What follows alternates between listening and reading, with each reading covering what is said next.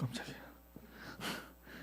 자, 히브리서 11장 6절 말씀을 보니까 믿음이 없이는 하나님을 기쁘시게 하지 못한다 그랬어요.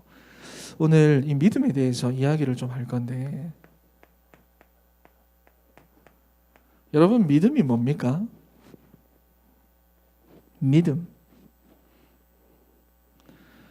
믿음이 없이는 하나님을 기쁘시게 할 수 없다 그랬는데, 믿음이 뭐냐? 우리가 오늘 이 부분에 대해서 조금 더 생각을 해야 되겠는데, 우리 믿잖아요. 믿는다고 하잖아. 근데 그 믿음이 뭐냐는 겁니다. 나는 믿어요, 그죠? 하나님도 믿고 다 믿어요. 그런데 그 믿음이 뭐냐 하는 거예요. 그래서 11장 6절 말씀을 보면은 무엇을 믿느냐 하면 하나님의 살아계신 것과 그가 하시는 일, 하나님 지금도 살아계시는 것과 하나님의 역사를 믿는다고 말해요. 하나님 살아계시다, 하나님 나와 함께 하신다, 하나님 지금 역사하신다, 이걸 믿는다는 건데, 그럼 어떻게 역사하시느냐를 알아야 됩니다. 자, 첫 번째, 그래서 우리가 바로 보면은 믿음은 우리를 그리스도께로 나아가게 합니다. 되는 게 아니라 그리스도께로 나아가게 합니다. 오늘 예수님이 계신 곳에는 갈릴리 마을에, 각 마을에서부터 온 이스라엘 사람들, 그죠? 바리새인들과 율법 교사들까지 한 자리 모여 있던 자리입니다. 그래서 그런지 사람들의 관심이 너무 컸어요. 그로 인해서 상상할 수도 없는 많은 수의 사람들이 이스라엘 전역에서부터 모여왔기 때문에 건물 안은 물론이고 바깥에까지 막 너무 많은 사람들로 인산인해를 이루고 있었습니다. 그러니 예수님 믿는 거기까지 가는 거는 어렵고 힘든 일이죠. 더군다나 한 개인이 아니라 중풍병에 걸린 사람까지 들쳐매고 이제 예수님 앞으로 가야 한다는 것은 불가능한 일입니다.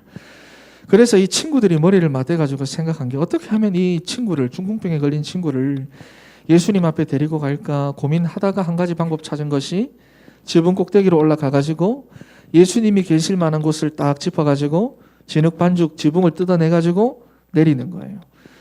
그런데 멀쩡한 건물에 지붕을 뜯어낸다는 것 자체가, 여러분 소리가 어떻겠어요?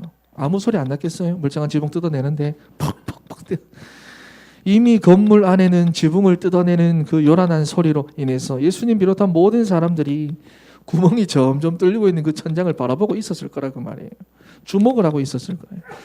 그런데 거기에는 누가 있었습니까? 바리새인들, 유대인들, 서기관들, 율법 교사들, 율법의 행위와 경건의 삶을 강조하고 있는 그 사람들이 지금 회당에서 이렇게 강론하고 있는 그 상황에서 이런 일들이 벌어지는 그 상황을 좋아할 리가 없잖아요. 그런데 믿음이라고 하는 것은 뭐냐? 그런 거거든요. 못 나갑니다. 예수님 앞에. 못 가요. 장애물이 너무 많아요. 걸림돌이 너무 많아요. 내 안에도 걸림돌이 있고 내 바깥으로도 걸림돌이 있어요. 너무 많아요. 그런데 믿음이라고 하는 것은 뭐냐? 그 모든 장애물과 걸림돌을 뛰어넘어서라도 그리스도 앞으로 가게 만드는 것이 바로 믿음입니다. 여러분. 이게 믿음이에요. 우리는 믿는다 하는데 그 믿음의 개념이 뭔데요, 여러분? 내 생각입니까? 내가 믿고 싶은 겁니까? 내 소원입니까? 내 되고 싶은 겁니까? 아니에요. 믿음은 모든 장애물을 뛰어넘어서라도 나를 그리스도께로 인도하는 것이 믿음입니다. 하나님 찾을 수 없는 그 상황에서, 도저히 하나님 바라볼 수 없는 그 상황에서 내가 하나님 바라보게 만들고 하나님 찾도록 만들고 하나님께 집중하도록 만드는, 그게 바로 믿음이라는 거예요. 우리는 다른 믿음을 자꾸 이야기를 하니까 상황 보고 환경 보고 믿음 그러면서 나는 넘어집니다. 믿음 있다, 나는 믿는다 그러면서 흔들립니다. 넘어져 있어요. 믿음은 뭐냐? 그 모든 걸림돌 속에서 나를 그리스도께로 인도하고 그 모든 상황 속에서 나로 하여금 하나님을 바라보게 하는 것이 믿음입니다. 여러분, 청년들은 탓을 굉장히 많이 하거든요. 환경 탓, 조건 탓, 배경 탓, 부모 탓, 교회 탓, 나라 탓. 이 탓이라고 하는 게 여러분, 그런데 언제부터 시작된 건지 압니까? 탓. 첫사람 아담과 하와가 하나님 떠난 직후에 아담이 하와를 탓합니다. 하와는 또 뱀을 탓하고요. 전가라고 하는 거예요. 탓이라고 하는 것은 내 인생 내 거라면서 내 인생 책임도 못 지는 게 탓입니다, 여러분. 그렇잖아. 내 인생 내 거면 내가 그것까지도 책임을 져야 하는데 내 인생 내 거고 내가 주인이라고 하면서 뭐만 생기면 탓한다 그 말이에요. 내가 힘들면 탓한다 그 말, 전가한다 그 말이에요. 여러분 그 청년의 때에 탓하는데 여러분 인생을 쓰지 마세요. 여러분의 삶에 하나님의 구원의 축복이 임하는 것에는 그 어떠한 장애물, 걸림돌 되지 않습니다. 탓할 게 없다 그 말이에요. 에베소서 2장 8절에서부터 9절을 찾아보겠습니다. 이 말씀을 찾아보겠습니다.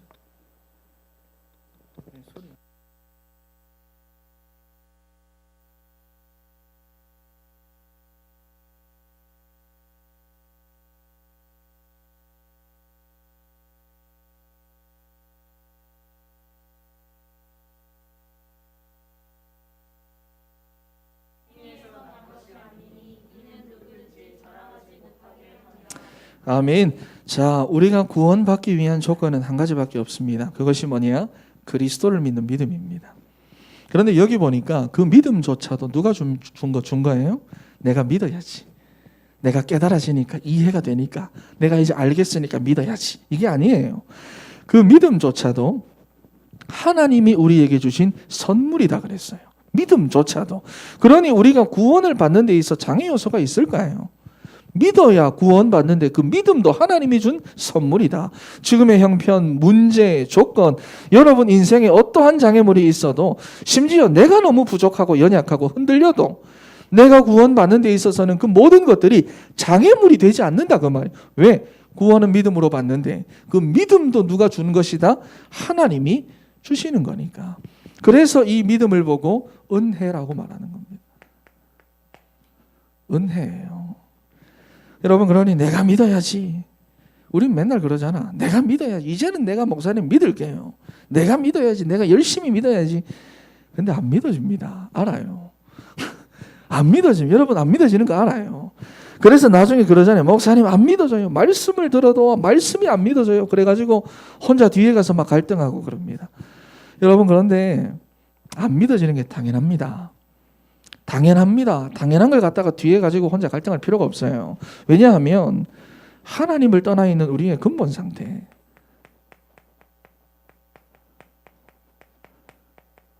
그런 것 때문에 아직도 뒤에 가서 갈등하고 있다는 건 뭐냐? 이 부분 이해가 되지 않았다는 말이에요. 하나님을 떠나 있는 근본 상태. 하나님 우리 인간을 처음 만드실 때 하나님을 알 수 있고 하나님과 소통할 수 있도록 하나님의 형상대로 우리를 어떤 존재로? 영적 존재로 만들었어요. 영혼을 주셨다고 말이에요. 영적 존재로 만드셨는데 하나님을 떠난 그 순간부터 뭐냐? 영혼이 죽은 상태가 된 거예요.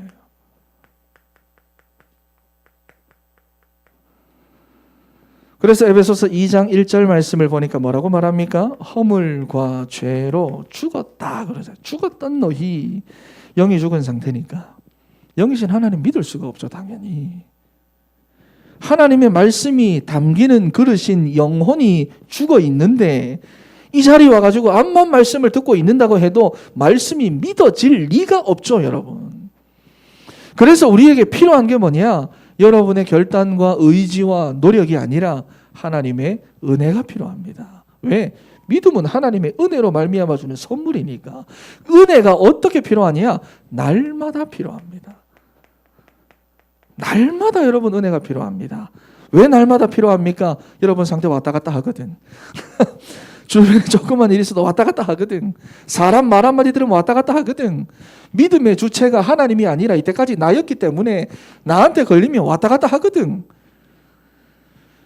감이 안 잡혀요. 그래서 좋았다 나빴다 좋았다 나빴다.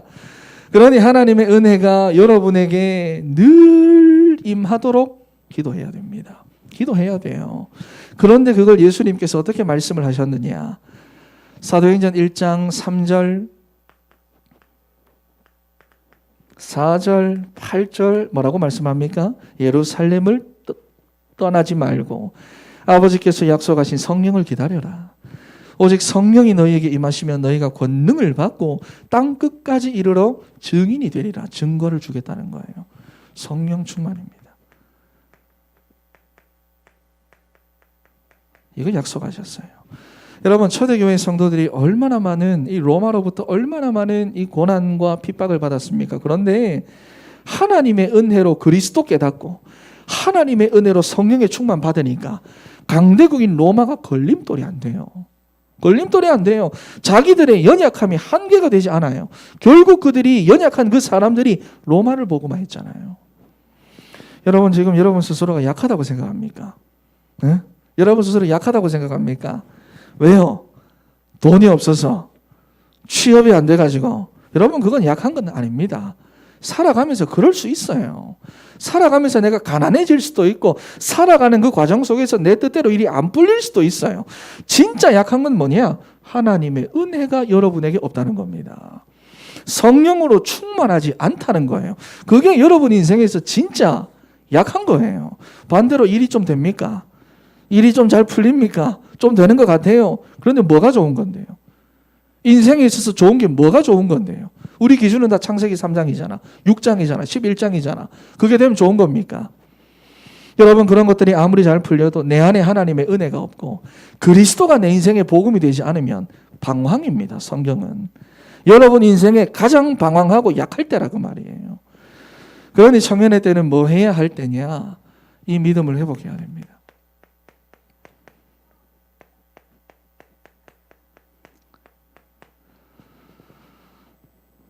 여러분이 믿음을 회복해야 하는 중요한 시간표가 청년의 때라고 하는 그 시간표인데 청년들이 뭐에 너무 많이 빠져 있느냐? 불신앙이 너무 많이 빠져 있어요. 믿음의 반대가 불신앙이잖아. 불신앙이 너무 많이 빠져 있어요. 하는 말 들어보면 거의 다 불신앙인데 본인 불신앙인 줄도 모릅니다. 말해주기 힘들거든. 그만큼 뭐냐? 찌들려 있다라고 하는 거예요. 자, 여러분 가장 큰 불신앙이 뭡니까? 가장 큰 불신앙 뭐죠? 가장 큰 불신앙?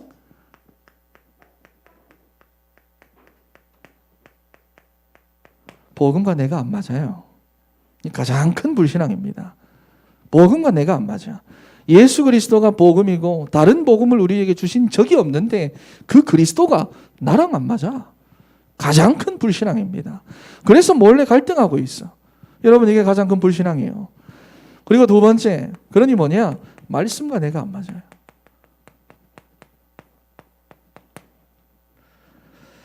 오늘 본문에 보니까 믿음으로 모든 장애물을 뚫고 예수님 앞으로 나갔더니 예수님이 말씀을 주시잖아요. 20절 말씀을 보세요. 예수께서 그들의 믿음을 보시고 이르시되 믿음을 보셨어요. 이 사람아 네 죄사함을 받았느니라. 그런데 이 말씀을 듣고는 그 자리에 있던 서기관 바리새인들 이런 율법 교사들 이런 마음에 막 불평이 생기고 불만이 생기고 갈등이 막 일어나고 분노가 막 치밀어 오르는 겁니다. 그런데 오늘 본문에 나오는 친구들은 어떻습니까? 그 말씀을 믿음으로 붙잡았어요. 그랬더니 25절에 그러자 그 사람이 그들 앞에서 곧바로 일어나 그 누웠던 것을 가지고 하나님께 영광을 돌리며 집으로 돌아갔다 그랬어요. 청년의 때는 어떤 때입니까? 창세기 3장에서 태어난 나를 복음과 맞추는 때가 청년의 때입니다. 이해가 됩니까? 하나님의 말씀과 맞을 수 없는 나를 말씀과 맞추는 때가 청년의 때예요. 우린 반대거든. 나랑 맞는 걸 찾거든. 나랑 맞아야 되거든. 나랑 맞아야 돼. 기준이 나예요. 아닙니다. 그리스도의 나를 그리스도에 맞춰야 돼요. 나를 하나님의 말씀과 맞춰나 그 때가 뭐냐? 청년의 때라고 말이에요. 그래서 내 영혼과 마음과 육신의 실제적인 치유가 일어나야 하는 때가 뭐냐? 청년의 때입니다. 그러한 시기를 거치지 않고 이제 앞으로 쭉 나가면 어떻게 될까요? 영적 문제가 막 난리 나는 거예요. 그래서 요즘 청년들을 만나보면 뭐냐? 병동입니다. 병동. 나한테 모든 것을 다 맞추려고 하는데 그게 내 마음대로 됩니까? 영적 문제 가운데 완전히 빠져 있는데 본인은 모른다고 말이에요. 그리고 세 번째로 기도하나. 기도와 내가 맞아야 돼요. 기도하고 싶어도 기도하는 걸 그렇게 힘들어합니다. 10분 앉아있다 시간 쳐다보고 5분 앉아있다 시간 쳐다보고 담 걸리겠다 아들 기도하다가 10분 기도하다가 30분 동안 뭔가 딴 생각하고 10분도 제대로 뭐냐 하나님께 집중할 수 없다고 말이에요. 나를 위해서는 그렇게 집중할 수 있는데 하나님의 말씀을 가지고 그 하나님 앞에 집중하는 건 제대로 안 된다 그 말이에요. 진짜 문제가 있을 때, 내가 너무 힘들 때, 그 어렵고 힘든 그것 가지고는 내가 앉아 있을 수는 있는데, 진짜 하나님의 말씀 가지고 하나님께 집중하는 거는 10분 하기도 힘들다 그 말이에요. 그러니 여러분, 복음 그렇게 말하지만 실제로 뭐 힘이 없어요. 능력이 없어요. 그러니 갈등할 수밖에 없고 흔들릴 수밖에 없고 어떻게 사실은 해야 될지를 모르는 겁니다. 청년의 때 여러분이 답을 얻어야 돼요. 네 번째입니다. 그래서 청년의 때는 전도하나.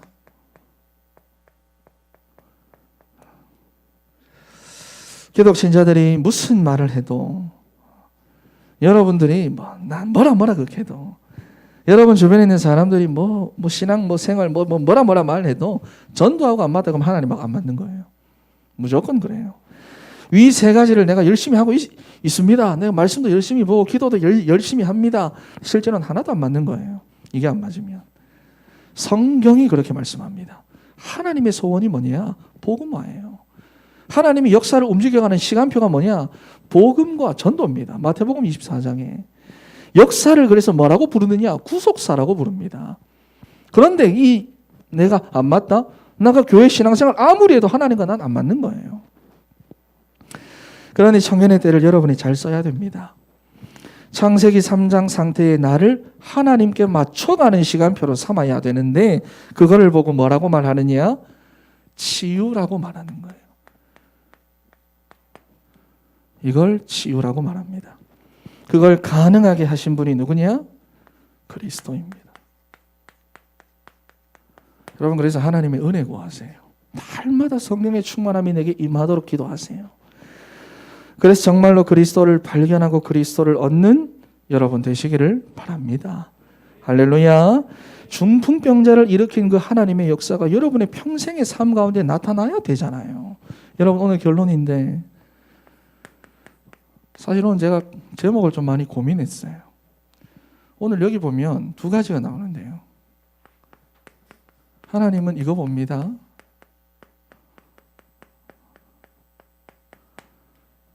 그리고 이거 압니다.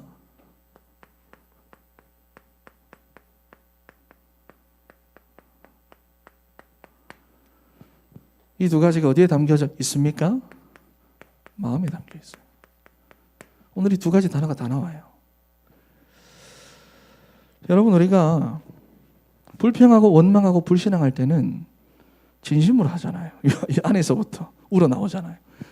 내가 그 원망에 대한, 불평에 대한 대상에 대해서 진짜 내가 생각하고 막 원망하고 불평한 믿음의 고백은 여러분 어떻게 합니까? 해야 되니까 하잖아. 걸림돌 앞에서 억지로 하잖아. 그건 정말 중심을 담아서 하는 믿음의 고백입니까? 진짜 믿어서 하는 고백입니까? 해야 되니까 하는 고백입니까? 그런데 불평은 다르거든. 진짜 내 중심을 담아서 불평하거든. 와, 진짜 못생겼네. 내 중심이거든. 그러니까 우리가 원망과 불평은 뭐냐? 진짜 것을 얘기를 하는데 믿음의 고백이라고 하면서 실제로 믿음의 고백이 해야 되니까 하는 거예요. 여러분, 진짜 하나님의 은혜가 필요합니다. 내 삶 가운데. 믿어지는 하나님의 은혜가 필요하고 그리스도로 충만한 그 성령의 역사가 내게 필요합니다. 하나님은 다 알고 계세요. 그래서 여러분, 이 마음을 뺏기지 않는 우리 사랑하는 진천의 청년 여러분 다 되시기를 바랍니다. 기도하겠습니다.